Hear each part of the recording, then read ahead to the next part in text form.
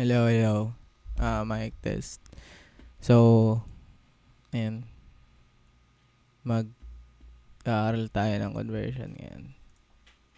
So, yung conversion. Okay. Sige, simulan natin sa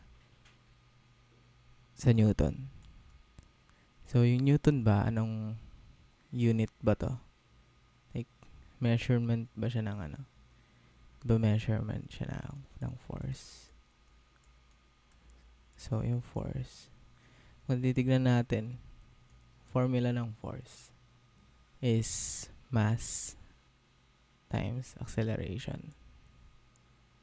So, yan. Para mabuo yung Newton, kailangan mo ng mass tsaka acceleration. So, ano ba yung SI ng dalawa? Sa mass, kilogram, mass. Sa acceleration naman, meter per second square. So, ayan yung structure niya. So, if may makita man kayo na 5 Newton, ibig sabihin din nun, 5 kilogram mass times meter per second square. Okay? So, equal lang yan. So, bakit ko to sinasabi? Kasi, lahat ng unit is pwede mo siyang pagsamahin, paghiwalayin. So, what if? 7 Pascal. Yung Pascal ba is ano yung pwedeng paghiwalayin sa kanya? 'Di ba? Measurement siya ng pressure. So, kung maalala ulit natin yung formula ng pressure, ano bang formula ng pressure? 'Di ba? Force over area. So, kung ano man yung unit nitong force tsaka area, yun yung parang magiging like pinagmulan nung unit na Pascal. So, yung force, ang SI nun is Newton. Yung area naman is square meter. Yan. So, yung 7 Pascal, pwede siya maging Newton per square meter. Okay? So, eto, tsaka eto, iisa lang yan. Kahit anong isulat mo dyan is pwede. So, anong use ba nito? Kung bakit pinaghihiwalay siya? Minsan kasi,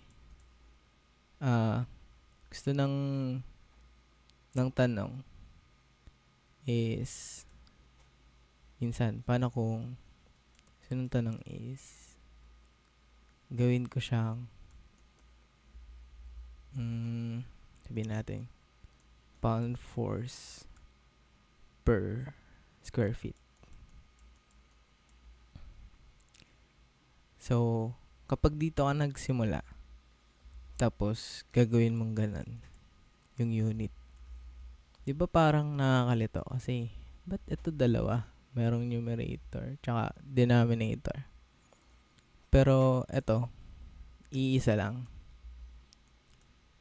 So, ang gagawin mo muna, pag-iwalayin mo. Yan. Pinag-iwalay mo na siya.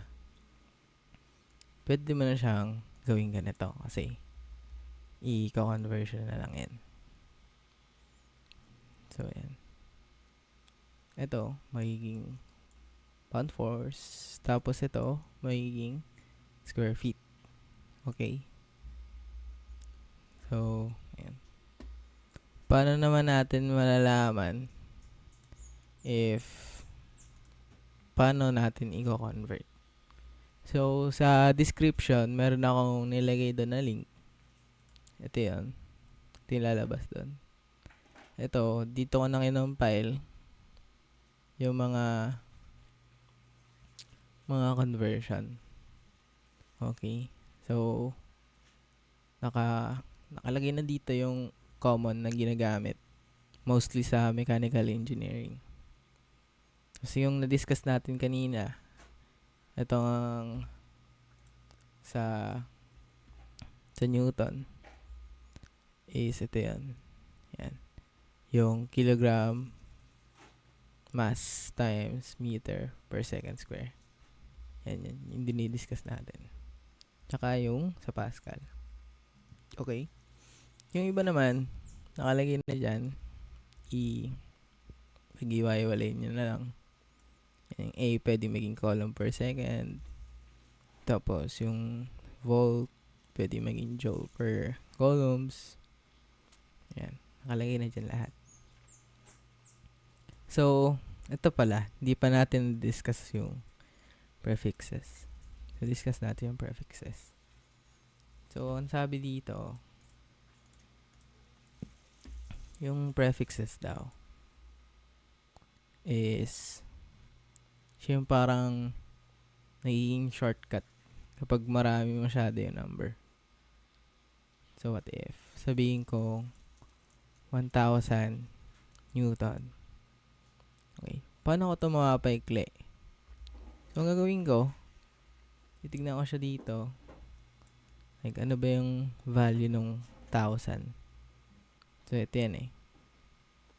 Yung nilagay ko ito, 10 raised to n. Ibig sabihin nun, yung n, ito. Okay.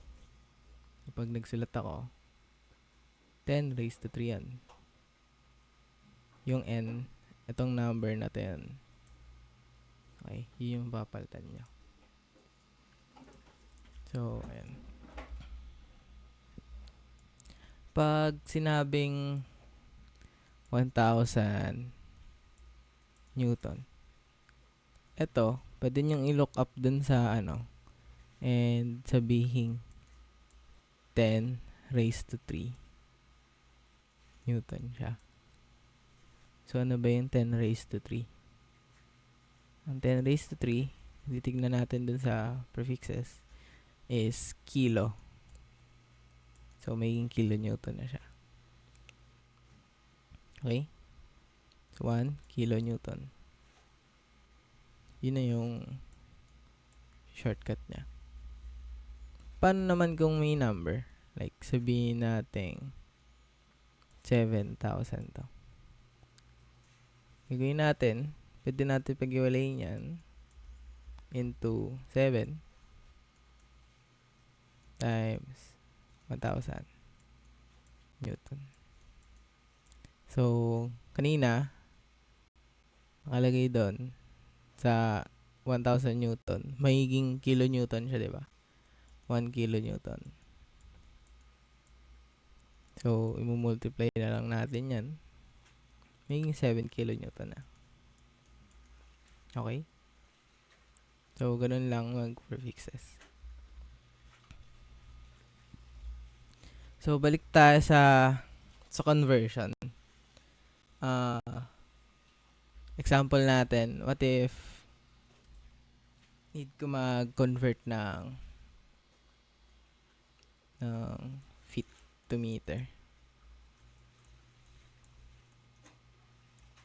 Paano yung gagawin natin?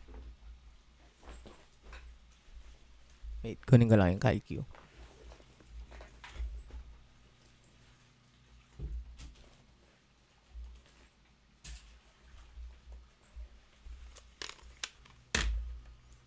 So, sa feet to meter, pwede natin tignan dun sa conversion natin. Kung ano yung mga kailangan natin na gamitin. So, dito, ito daw yung need natin. Siya yung merong feet tsaka meter. So, ayan yung kukunin natin. Itong number na to. Yung 3 feet tsaka 0.9144 meter. Pero dadaan tayo sa yards. Okay? So, paano yan? Gawin natin, ang given natin is, for example, 9 feet. 9 feet gagawin nating meter. So, 9 feet. Dadaan muna tayo ng yards.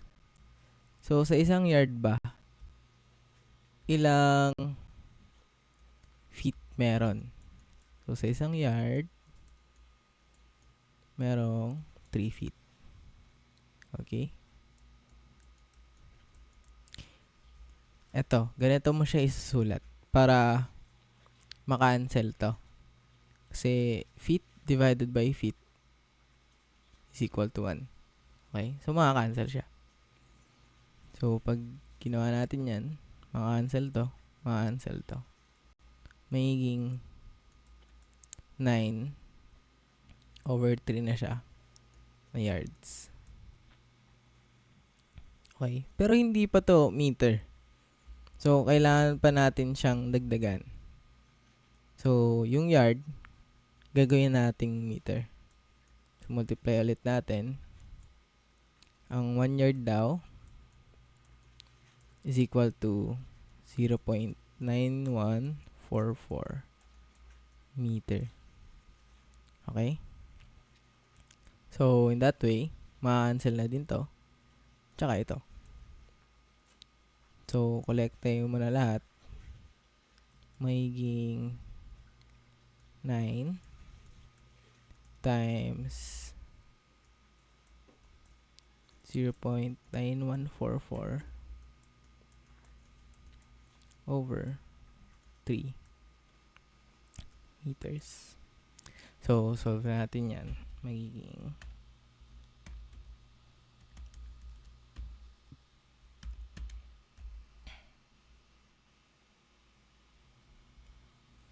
magiging 2.7432 meters. So, yan na yung sagot. Na-convert na natin yung 9 feet to meters. Okay? So, next example. What if ang need natin ay maghanap tayo.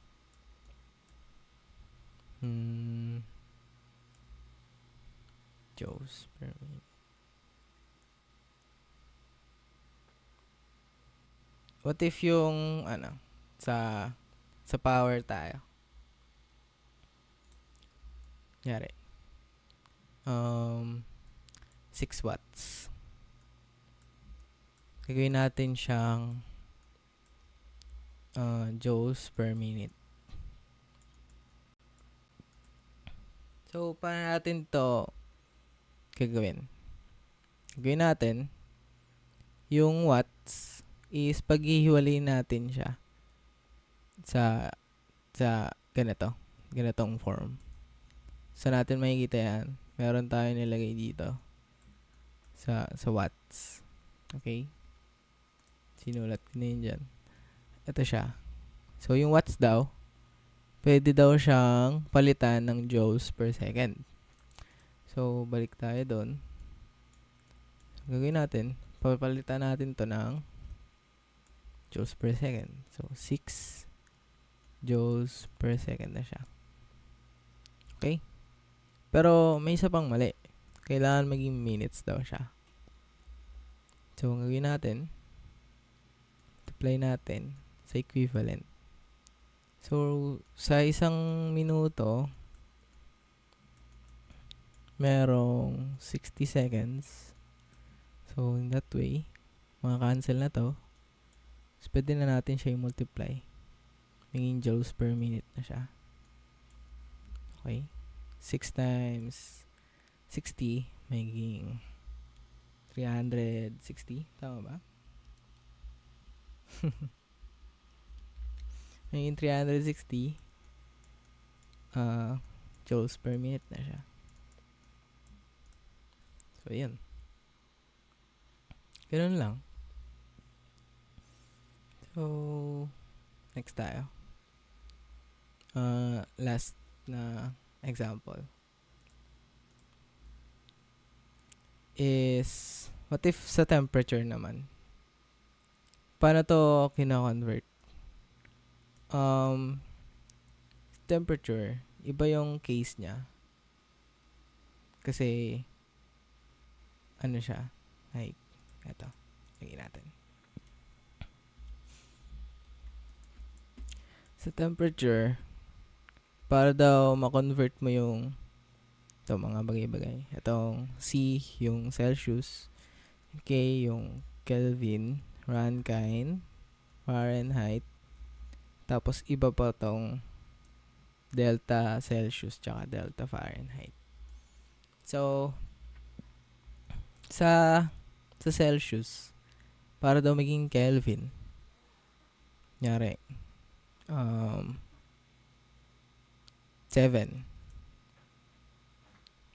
Celsius, 7 degrees Celsius. Kailangan daw i-add mo yung 273.15 para maging Kelvin na siya. So, pag in-add natin yan,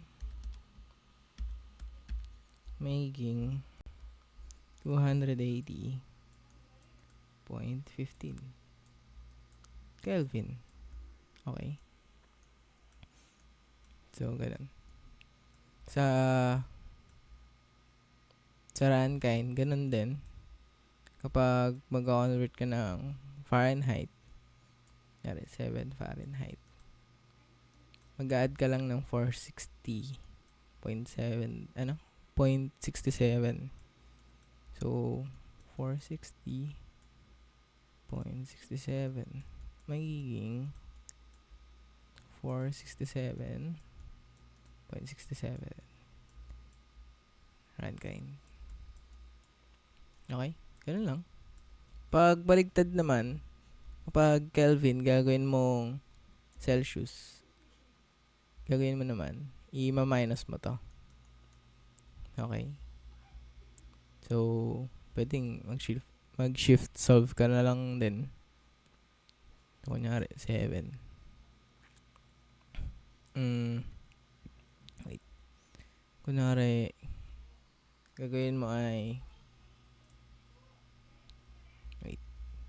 yan, x plus 273.15 is given sa'yo ay 280.15 Kelvin. Yan, shift solve na lang yan. Makukuha mo na yung sagot. So, remove natin to. Yan. Lastly, itong dalawa, paano nag-convert ng Celsius tsaka Fahrenheit. So, ang gagawin mo, kapag meron kang Celsius, kunyari, 7 ulit. Okay, 7 ulit. 7 degrees Celsius. Multiply mo daw siya sa 1.8. So, times 1.8 plus 32. Magiging Fahrenheit na siya. Okay? 7 times 1.8 plus 32. 44.6 degree Fahrenheit. So, bakit 1.8 to? Hindi typical na 9/5. Kaya ako siya kinonvert into decimal dito sa guide natin. Kasi kapag nagkakalkyo ka, so mas mahirap kasi na maggawa pa ng mga fraction. So, mas less tong pipindutin mo na to. Kaya, ayun. Kaya 1.8 yung ginagamit natin. Okay? So, ayun lang. May nakalimutan ba ako?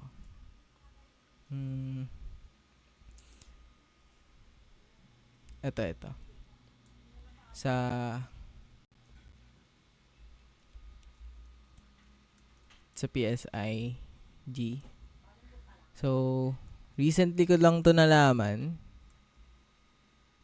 So, ang gagawin mo ata dito is, kunyari, binigay sa yung PSIG. Binigay sa yung, kunyari, 9 PSIG. Gagawin mo pa plus 14.7 mo para mawala yung G. So, magiging PSI na lang siya. So, 9 magiging 23.7. Ayan, tama ba yan? Yan. Ganyan siguro yan. So, yun lang. At eto, disclaimer. If yan, may mali man ako naturo, or may mali naman akong nasabi, i-comment nyo lang. Tapos, ayun, aayusin ko. Okay? So, ito, libre lang to. Itong guide na to. Pero kung magpapaprint kayo, sabihin nyo lang rin sa akin. So, ayan. Ay, ito na rin nakalagay yung socials ko. If gusto nyo magtanong or ano man, mag-reach out. So, yun lang. Bye.